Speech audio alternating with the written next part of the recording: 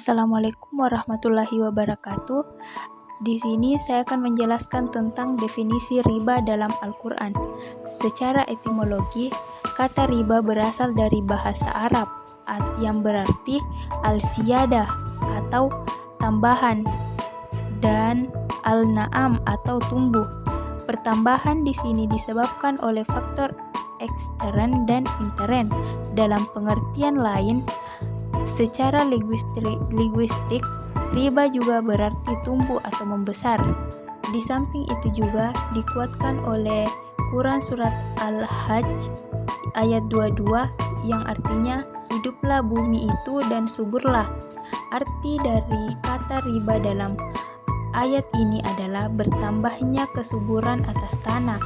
Sejalan dengan ini bisa dilihat Quran surat Al-Nahl ayat 16 disebabkan adanya satu golongan yang lebih banyak jumlahnya atau arbah dari golongan yang lain. Sedangkan secara terminologis, menurut Al-Zabuni, riba adalah tambahan yang diambil oleh pemberi hutang dari penghutang sebagai perumbangan dari masa atau meminjam.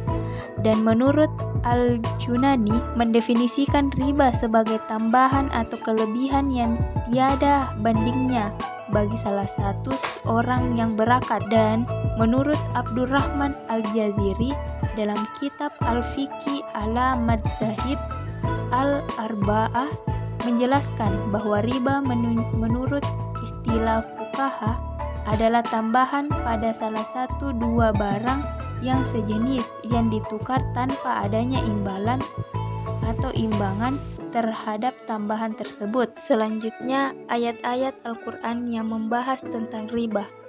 Ada beberapa ayat-ayat Al-Quran yang membahas tentang riba. Yang pertama, Quran surat Al-Hajj ayat 5 yang berbunyi, A'udzu billahi minasyaitonir rajim.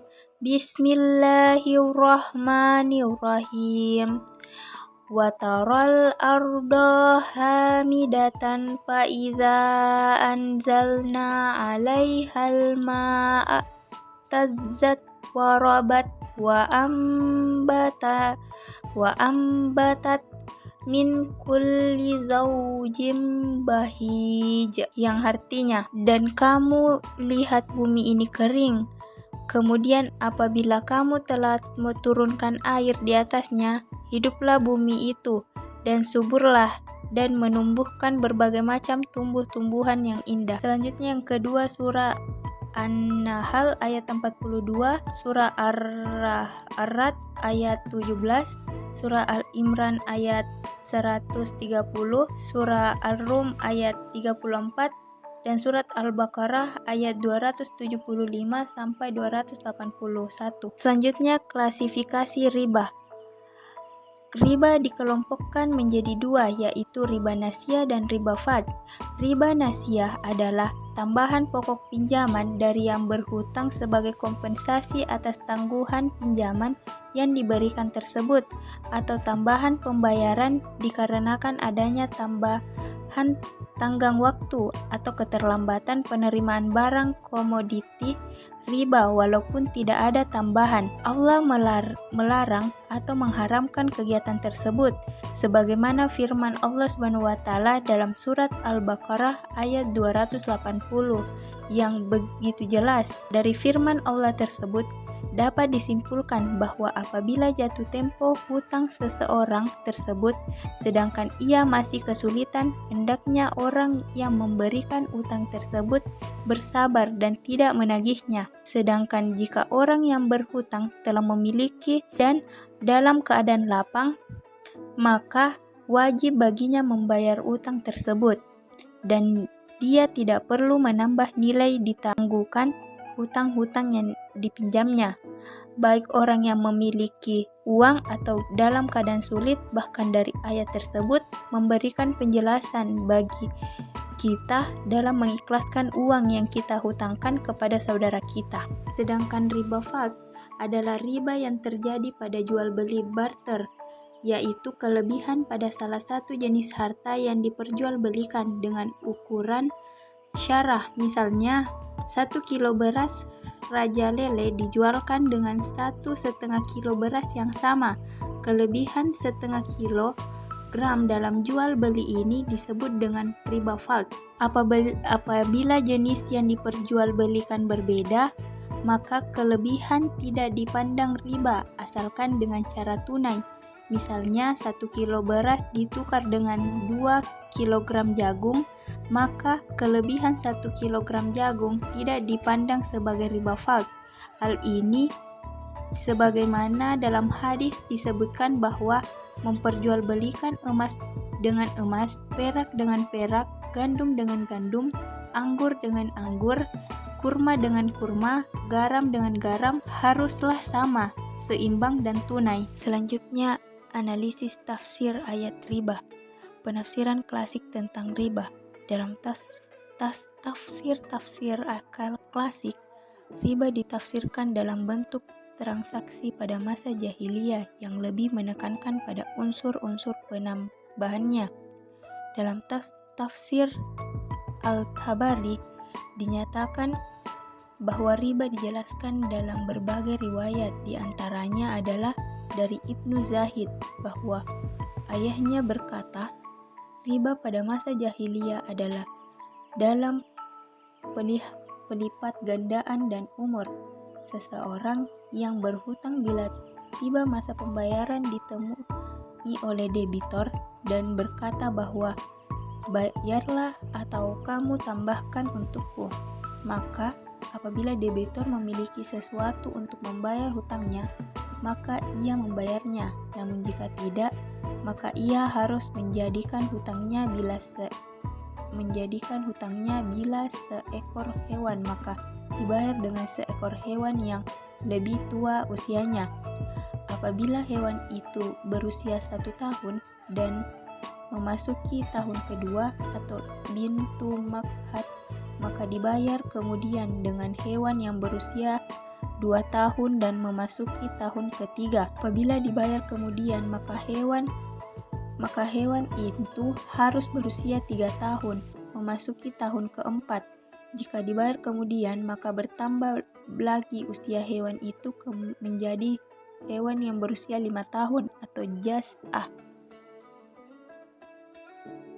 Selanjutnya, penafsiran Mujahid meriwayatkan bahwa riba yang dilarang adalah dipraktikkan pada masa jahiliyah, yaitu bahwa seorang mempunyai piutang kepada orang lain, lalu peminjam berkata kepadanya, untukmu tambahkan sekian sebagai imbalan penundaan pembayaran, maka ditundahlah pembayaran tersebut untuknya. Sementara itu, Qatadah meriwayatkan bahwa riba pada masa jahiliyah adalah penjualan seorang pada orang lain hingga masa tertentu. Bila telah tiba masa tertentu, sementara itu, Qatadah meriwayatkan bahwa riba pada masa jahiliyah adalah penjualan seseorang kepada orang lain hingga masa tertentu. Apabila tiba masa tersebut sedangkan yang bersangkutan tidak memiliki kemampuan untuk membayar, ditambahlah atau jumlah utangnya dan ditangguhkan masa pembayarannya. Dan yang terakhir, menurut Ami Nurbait, dalam bukunya disebutkan bahwa riba secara istilah memiliki 2 makna, yaitu dalam arti luas dan dalam arti sempit. Riba dalam arti luas adalah semua transaksi jual beli yang dilarang oleh syariat, sebagaimana keterangan dari sahabat Ibnu Abi Aufarah. Beliau memberikan celaan orang yang melakukan transaksi najis, orang yang melakukan jual beli najasi adalah orang yang memakan riba dan orang yang tidak amanah. Di antara bentuk transaksi najasi adalah berpura-pura menawarkan barang bukan untuk membeli, tetapi dalam rangka menipu pelanggan yang asli. Buatan ini bukan riba, tetapi transaksi ini haram. Namun pernyataan ini Ibnu Abi Aufah menyebutnya pemakan riba. Para fuqaha membagi riba menjadi dua, yaitu riba fard dan riba nasi'ah. Selanjutnya, penafsiran kontemporer tentang riba. Yang pertama, menurut Muhammad Rashid Ridha, memahami bahwa riba yang diharamkan Al-Quran hanya riba yang berlipat ganda. Lipat ganda yang dimaksud di sini adalah pelipat gandaan yang berkali-kali lipat. Yang kedua, menurut Syahid Tanhawi, dalam penafsiran riba dalam surah ini adalah riba menurut bahasa, yang merupakan tambahan atau lebih. Sesuatu dikatakan riba jika bertambah dan berkembang. Sedangkan yang ketiga, menurut pendapat Al-Alusi, bahwa riba adalah setiap penambahan yang diambil tanpa adanya satu transaksi pengganti atau penyeimbang yang dibenarkan syariah dalam transaksi harta dan dengan harta. Adapun menurut pemikiran modern yang lainnya adalah Abdul Yusuf Ali. Beliau mendefinisikan riba adalah tidak dapat disangsikan lagi tentang pelanggaran riba. Pandangan yang bisa saya terima seakan-akan menjelaskan bahwa tidak sepantasnya memperoleh keuntungan dengan menempuh jalan perdagangan yang terlarang, di antaranya dengan pinjaman terhadap emas dan perak serta kebutuhan bahan makanan meliputi gandum, kurma, dan garam. Menurut pandangan lainnya, seharusnya larangan ini mencakup segala macam bentuk pengambilan keuntungan yang dilakukan secara berlebih-lebihan dari seluruh jenis komoditi, kecuali melarang pinjaman kredit ekonomi yang merupakan produk perbankan modern. Selanjutnya, perspektif para ulama terkemuka. Yang pertama, menurut Ibnu Katsir, pada surat Al-Baqarah ayat 275 sampai 278 dijelaskan secara panjang lebar mengenai riba.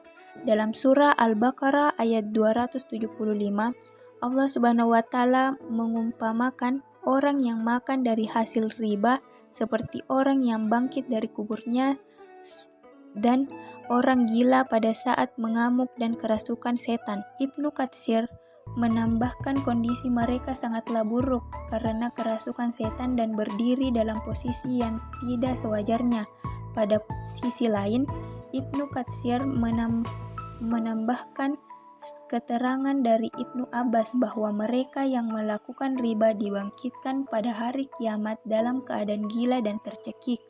Perumpamaan lain yang disampaikan oleh Ibnu Katsir dalam tafsirnya berkenaan dengan perilaku riba adalah hadis manam atau melalui isyarat mimpi, yaitu hadis yang diriwayatkan oleh Imam Bukhari dari Sumurah bin Jundub. Ibnu Katsir senada dengan pendapat Ibnu Abbas bahwa riba itu dibagi dua, yaitu riba yang tidak boleh atau riba jual beli dan riba boleh atau riba mubah, yaitu pembagian riba dengan mengharapkan kelebihannya atau pelipatannya, sementara yang mendapat pahala adalah zakat. Ibnu Katsir menggunakan penafsiran ayat ini dengan ayat yang lain dengan berstandar pada penafsiran beberapa tokoh musafir yang menggunakan penafsiran ayat Al-Quran dengan ayat Al-Quran yang lain. Untuk jenis riba, Ibnu Katsir mengutip hadis yang diriwayatkan oleh Ibnu Majah yang diriwayatkan dari Abdullah bin Mas'ud bahwa Rasulullah Shallallahu Alaihi Wasallam bersabda, riba itu ada 73 macam. Hadis riwayat Ibnu Majah dalam ayat 276 dari surah Al-Baqarah. Ibnu Katsir mengatakan bahwa Allah menghapus riba baik secara keseluruhan dari tangan pelakunya maupun mengharamkan keberkatan hartanya, dan ia tidak dapat mengambil manfaat darinya. Bahkan Allah menghilangkannya di dunia dan memberikan hukuman di akhirat. Selanjutnya, tafsir Al-Qurtubi. Tafsir Al-Qurtubi menafsirkan ayat tentang riba yang diharamkan dalam surah Al-Baqarah ayat 275 sampai 277. Ayat tersebut mengandung hukum-hukum riba dan kebolehannya jual beli serta ancaman bagi yang menghalalkan riba. Beliau menjelaskan ayat tersebut dengan 38 masalah, di antaranya yang pertama, kata allazina yakuluna yakudzuna. Kata mengambil diartikan dengan memakan karena pengambilan dimaksudkan untuk memakan. Beliau juga menyatakan bahwa riba menurut bahasa adalah az-ziyadah mutlakah atau penambahan mutlak secara mutlak. Sedangkan dalam surah An-Nisa ayat 161 bahwa yang dimaksud bukan riba syari, akan tetapi yang dimaksud adalah harta haram sebagaimana juga dijelaskan dalam surat Al-Maidah ayat 42 bahwa mereka gemar memakan harta haram dari ar-rasya atau suap menyuap, dan dalam surah Ali Imran ayat 75 bahwa tidak ada dosa bagi kami terhadap harta orang-orang ummi, dan oleh karena itu masuk dalam kategori di dalamnya adalah pelarangan dari tiap harta yang haram dari usaha apa saja. Menurut Al-Razi, berikut adalah penjelasan mengenai penafsiran riba menurut Al-Razi. Al-Razi mengartikan riba sebagai tambahan yang diperoleh dari pinjam atau transaksi keuangan yang tidak adil. Dia menekankan bahwa riba tidak hanya terbatas pada bunga, tetapi juga mencakup segala bentuk keuntungan yang tidak sesuai dengan prinsip keadilan dan keseimbangan. Menurut Al-Razi, riba memiliki tambahan negatif pada masyarakat. Praktik ini dapat menyebabkan kesenjangan sosial dan ekonomi karena memanfaatkan posisi orang yang membutuhkan. Dengan adanya riba, orang-orang kaya dapat semakin kaya, sementara yang miskin akan semakin miskin. Ar-Razi berpendapat bahwa larangan riba dalam Al-Quran bertujuan untuk melindungi masyarakat dari eksploitasi. Dia melihat bahwa prinsip keadilan adalah inti dari ekonomi Islam dan riba bertentangan dengan prinsip tersebut. Akhir, tafsir tematik hubungan riba dalam keadaan ekonomi. Riba dalam konteks ekonomi merujuk pada praktik peminjam uang dengan imbalan bunga. Ini sering dianggap sebagai metode yang merugikan karena memberikan keuntungan yang tidak adil kepada pemberi pinjaman. Dalam ekonomi Islam, riba dianggap haram karena dapat menyebabkan eksploitasi dan ketidakadilan. Adapun dampak riba terhadap individu yaitu keterbatasan akses modal. Banyak individu, terutama dari kalangan miskin, terpaksa meminjam uang dengan bunga tinggi untuk memenuhi kebutuhan dasar.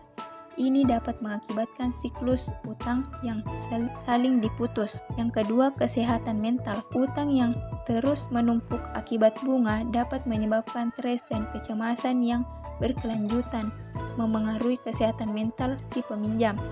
Berikut penjelasan mengenai riba dan pertumbuhan ekonomi. Yang pertama, penghambat pertumbuhan.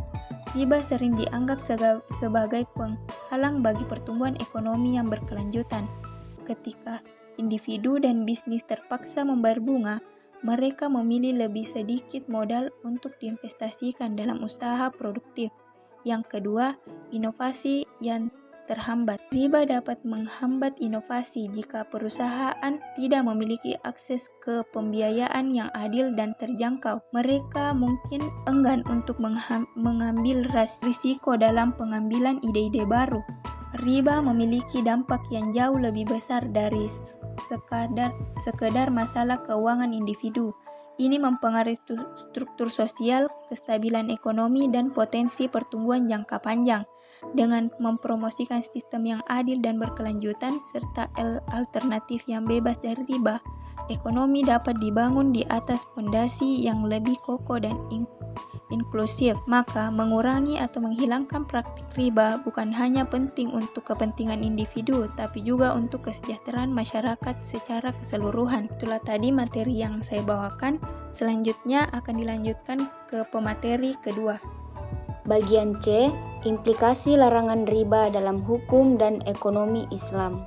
Yang pertama yaitu konsep riba dalam fikih muamalah. Konsep riba dalam fikih muamalah sangat penting karena berkaitan dengan transaksi keuangan dan praktik ekonomi dalam Islam.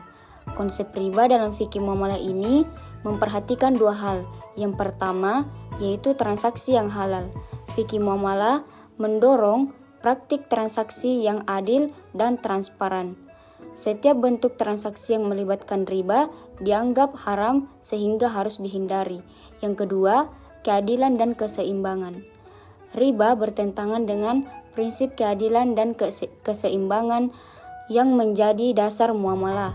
Dalam Islam, setiap transaksi harus memberi manfaat bagi kedua belah pihak. Yang kedua, implementasi dalam sistem perbankan syariah. Sistem perbankan syariah secara tegas melarang segala bentuk riba. Hal ini menjadi landasan utama dalam operasional bank syariah yang bertujuan untuk memastikan bahwa semua produk dan layanan yang ditawarkan sesuai dengan prinsip syariah. Yang ketiga, yaitu tantangan dan peluang dalam ekonomi kontemporer. Adapun tantangannya yaitu yang pertama, keterbatasan edukasi. Banyak masyarakat yang masih kurang memahami konsep riba dan perbedaan antara sistem keuangan konvensional dan syariah. Yang kedua yaitu praktik riba yang marak. Meskipun ada larangan riba dalam Islam, praktik tersebut masih terjadi di berbagai sektor, terutama dalam pinjaman informal. Yang ketiga yaitu persaingan dengan perbankan konvensional. Bank syariah menghadapi persaingan ketat dari bank konvensional yang sering menawarkan produk lebih menarik dengan bunga yang lebih rendah. Yang keempat yaitu regulasi yang tidak mendukung. Ada beberapa negara yang regulasi mungkin tidak cukup mendukung pengembangan bank syariah atau lembaga keuangan lainnya yang beroperasi tanpa riba. Dan yang terakhir yaitu ketidakpastian ekonomi. Krisis ekonomi atau fluktuasi pasar dapat membuat masyarakat lebih memilih opsi cepat seperti pinjaman berbunga yang menimbulkan risiko terjebak dalam utang riba. Adapun peluangnya yaitu yang pertama, peningkatan kesadaran syariah. Masyarakat semakin menyadari pentingnya praktik ekonomi yang sesuai dengan nilai-nilai Islam. Ini memberikan peluang bagi bank syariah dan lembaga keuangan untuk berkembang dan menarik lebih banyak nasabah. Yang kedua yaitu inovasi produk keuangan. Terdapat peluang untuk mengembangkan produk keuangan inovatif yang memenuhi kebutuhan masyarakat tanpa melibatkan riba. Yang ketiga yaitu kemitraan dan kolaborasi. Bank syariah dapat menjalin kemitraan dengan bisnis lokal untuk menawarkan pembiayaan yang berbasis pada model mudharabah atau musyarakah. Yang keempat yaitu regulasi yang mendorong ekonomi syariah. Pemerintah ini di beberapa negara mulai merumuskan regulasi yang lebih mendukung pengembangan perbankan syariah. Kelima yaitu edukasi dan pelatihan. Program edukasi dan pelatihan yang berfokus pada ekonomi syariah dapat meningkatkan pemahaman masyarakat dan membantu mereka membuat keputusan keuangan yang lebih baik, sekaligus memperkuat permintaan untuk layanan keuangan syariah. Bagian D, yaitu perbandingan riba dengan konsep bunga dalam sistem ekonomi modern. Yang pertama yaitu distingsi riba dan bunga dari tinjauan filosofis. Dari segi keadilan sosial, filosofi di balik larangan riba menekankan pentingnya keadilan sosial dan keseimbangan dalam transaksi. Dalam pandangan Islam, setiap pihak dalam transaksi harus memperoleh manfaat yang adil tanpa ada pihak yang dieksploitasi. Sedangkan dari segi keseimbangan ekonomi, bunga meskipun dianggap sebagai biaya, seringkali dapat menciptakan keseimbangan, terutama ketika suku bunga meningkat. Ini dapat menyebabkan situasi di mana individu dan bisnis sulit untuk memenuhi kewajiban keuangan mereka, menciptakan ketidakpastian dan ketidakstabilan dalam ekonomi. Selanjutnya yaitu dampak ekonomi riba dalam perspektif makroekonomi dan mikroekonomi. Bagian A, dampak ekonomi riba dalam perspektif makroekonomi. Ini ada beberapa hal. Yang pertama, krisis keuangan. Riba dapat berkontribusi pada terjadinya krisis keuangan ketika individu dan bisnis terjebak dalam utang yang berbunga tinggi. Kemampuan mereka untuk membayar utang berkurang yang dapat menyebabkan lonjakan gagal bayar dan ketidakstabilan sistem keuangan. Yang kedua yaitu inflasi dan kebijakan moneter. Riba seringkali berhubungan dengan suku bunga dan yang ditetapkan oleh bank sentral. Kebijakan moneter yang bergantung pada bunga dapat menciptakan inflasi yang berpotensi merugikan daya beli masyarakat dan mengurangi pertumbuhan ekonomi. Bagian B, dampak ekonomi riba dalam perspektif mikroekonomi. Ini ada beberapa hal. Yang pertama yaitu perilaku konsumen. Riba dapat mempengaruhi perilaku konsumen, di mana individu yang terjebak dalam utang mungkin mengurangi pengeluaran untuk kebutuhan dasar atau investasi jangka panjang. Hal ini dapat mempengaruhi kesejahteraan mereka dan menurunkan kualitas hidup mereka. Yang kedua yaitu keputusan bisnis. Bagi pengusaha, utang berbunga dapat menjadi beban yang berat, menghambat kemampuan mereka untuk mengambil risiko dan mengembangkan bisnis. Banyak pemilik usaha kecil terpaksa memilih antara membayar utang atau berinvestasi dalam pertumbuhan usaha mereka. Nomor 3, studi kasus negara-negara dalam sistem perbankan syariah. Studi kasus negara-negara yang telah mengimplementasikan sistem perbankan syariah salah satunya adalah Indonesia, di mana latar belakangnya yaitu Indonesia sebagai negara dengan populasi muslim terbesar, memulai pengembangan perbankan syariah pada tahun 1992. Regulasi Otoritas Jasa Keuangan atau OJK mengawasi perbankan syariah di Indonesia dengan kebijakan yang bertujuan untuk meningkatkan inklusi keuangan. Pencapaian, meskipun perkembangan perbankan syariah di Indonesia cukup baik, tantangan seperti kekurangan pemahaman masyarakat tentang produk syariah masih ada. Namun, dengan perbankan syariah yang dibuka